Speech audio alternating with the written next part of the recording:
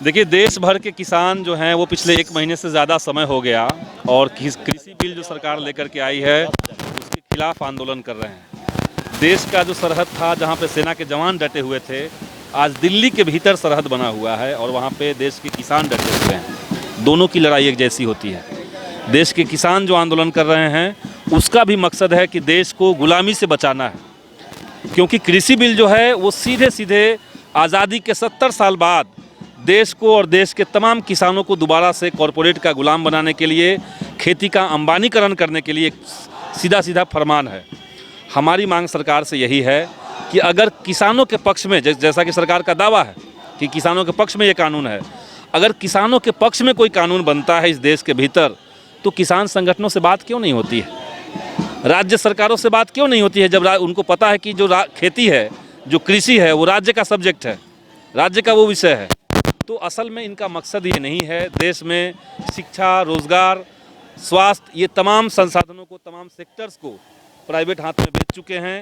Railway बेच दिया, अब इनके नज़र में खेती है और खेती को अब ये बेचना चाहते हैं।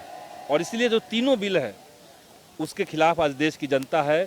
ये सिर्फ किसी राज्य के किसान नहीं है जो आंदोलन कर रहे हैं, ये राज्य का मामला नहीं है और न सिर्फ किसानों का मामला है, बल्कि पूरे जनता का मामला है।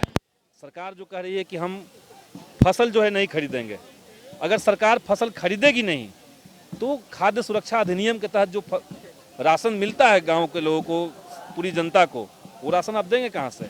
यानी एक तलवार से कई सारे निशाने बनाए जा रहे हैं। खेती को बेच देंगे, देश में महंगाई बढ़ा देंगे, अडानी अंबानी का खेती के ऊपर पूरा टेक ओवर हो जाएगा और देश में जो खाद्य सुरक्षा अधिनियम है, जो लंबे संघर्ष के बाद देश की जनता ने हासिल किया है, उस कानून को भी खत्म कर देंगे। तो ये देश बचाने का लड़ाई हो चुका है। देखिए, अब तो बात ये है कि देश इसे आत्मनिर्भर कैसे होगा, सवाल तो ये है। अगर कॉरपोरेट जो है वो खेती करने लगेगा, किसान जो है वो अगर गुलाम बन जाएंगे कॉरपोरेट के, तो इससे देश आत्मनिर्भर हो जाएगा। अगर जो बटाईदार किसान हैं, बटाईदार किसानों को जो ज़मीन मिलती है बटाई पे, वो अगर अंबानी करने लगेगा और ये मुक्त हो जाएंगे, मतलब इनके पास कोई रोज़गार नहीं रहेगा, रोज़गार से मुक्त हो जाएंगे, तो ये आत्मनिर्भर हो जाएंगे? नहीं, इनका रोजी रोटी छीन जाएगा। जो किसान गेहूं बेच रहा है 14 रुपये किलो, 13 रुपये किलो मजबूरी में, वही किसान को जब खरीदना पड़ता है तो पतंजलि बेच रहा है 45 रुपये किलो, वही गेहूँ, उसमें और कुछ किया हुआ नहीं रहता है।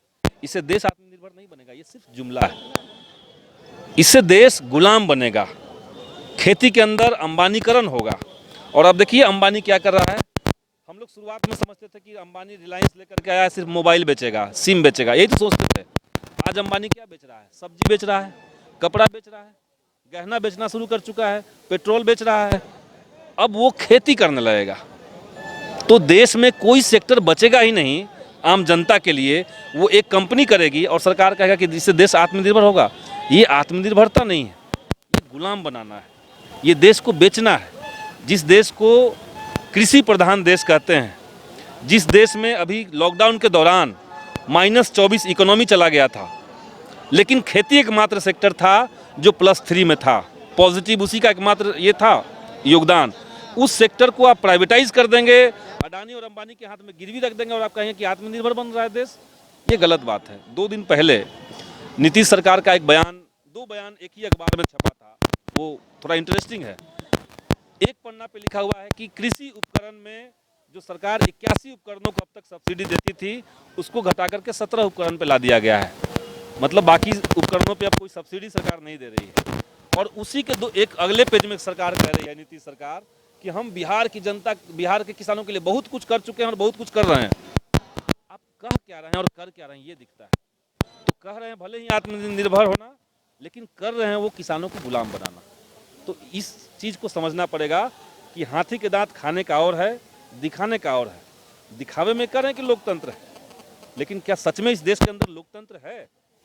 उत्तर प्रदेश की सरकार ने किसान आंदोलन में भागीदारी करने के लिए 6 किसानों को 50-50 लाख का नोटिस दिया है। क्या किसी लोकतंत्र में संभव है कि आप किसान आंदोलन में कोई भागीदारी सिर्फ कर रहा है, आप उसको 50 लाख का नोटिस दे देंगे, सरकार दे देगी नोटिस? तो क्योंकि उत्तर प्रदेश के मुख्यमंत्री को पता है कि देश में लोकतंत्र नहीं है, मोदी जी को पता है कि वो कुछ भी बोल देंगे, मीडिया उनको बचाने के लिए है, जो मेन स्ट्रीम की मीडिया है वो उनको बचाने के लिए है, उनको डिफेंड करने के लिए है, किसान आंदोलन को बदनाम करने के लिए है। तो मामला किसानों का है, मामला पूरे देश का है, लेकिन उसको सीमित कहाँ किया जा रहा है? उसको सीमित कर दिया जा रहा है कि जो किसान आवाज़ उठा रहे हैं वो चाइना से उनको फंडिंग हो रही है, जो किसान लड़ रहे हैं वो खालिस्तानी हैं, जो किसान लड़ रहे हैं वो तो किसान ही नहीं है।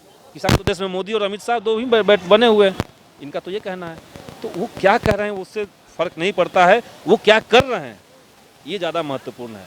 और जो कर रहे हैं वो हम सबके सामने है। आज आलू का फसल उखड़ चुका है खेत से, लेकिन आलू का दाम कम कहाँ हो रहा है? जितना रेट होना चाहिए था आलू का वो नहीं हो रहा है, क्योंकि कॉरपोरेट पहले से तैयार था। जनता को लग रहा है कि लॉकडाउन के दौरान ये कानून लाया गया था। अडानी को 3 साल पहले से पता है कि ये कानून आएगा, तो उन लोगों ने तो अपना फार्मिंग बनाना शुरू कर दिया था। कई सारे देश के इलाके हैं जहाँ पे अडानी जो है 2-2 किलोमीटर लंबे भंडार घर बना चुके हैं। उसमें देश के तमाम फसल को रख दिया जाएगा, एक कंपनी का मालिक उसके पास चाबी होगी। तो क्या देश को ये बर्दाश्त है? आज़ादी से पहले पश्चिम बंगाल में एक बार अकाल आया था, 1943 के आसपास का मामला है। उस अकाल में 2 मिलियन लोगों की मौत हुई थी। 2 मिलियन मतलब 20 लाख लोगों की मौत हुई थी। और पश्चिम बंगाल में उस समय अनाज के भंडार थे। जो व्यापारी बड़े व्यापारी थे उनके पास अनाज का भंडार था, लेकिन 20 लाख लोग मर गए। उसके बाद इस देश में कानून बना, आवश्यक वस्तुओं का अधिनियम 1955। उस कानून का मकसद ये था कि जो इंसान को जिंदा रहने के लिए जो फसल चाहिए, जो सामान चाहिए, उसका एक सीमा के बाद आप भंडारण नहीं कर सकते हैं। खाद्यान्न सामग्री को उसमें रखा गया, दलहन को रखा गया, सरसों का तेल रखा गया, आपका प्याज रखा गया, आलू रखा गया, ताकि ये जिंदा रहने के लिए मिनिमम चीज़ें हैं। आप इसका एक सीमा के बाद भंडारण कर नहीं सकते हैं। ये देश में कानून सोच समझ के बनाया गया था, और आज एक झटके में उस कानून को ये लोग ख़त्म कर रहे हैं, सिर्फ इसलिए कि अडानी जो है वो अपने यहाँ गोदाम बना चुके हैं। तो सरकार असल में पूरे देश को जो दावा कर रही थी, मैं देश नहीं बिकने दूंगा, जो सरकार कह रही थी, वो सरकार असल में मैं देश नहीं बचने दूंगा की नीति पे है। जो कह रही थी कि आपदा में अवसर, वो कह रही है कि जनता के ऊपर जब आपदा था कोरोना का, उसको कॉरपोरेट के लिए अवसर में तब्दील कर देना है। तो ये इस दौर का संकट है। किसानों का मामला नहीं है, सिर्फ पंजाब का मामला नहीं है, ये पूरे देश के अस्तित्व का मामला बन चुका है। लड़ाई तो होगी, लंबी लड़ाई होगी इस पर।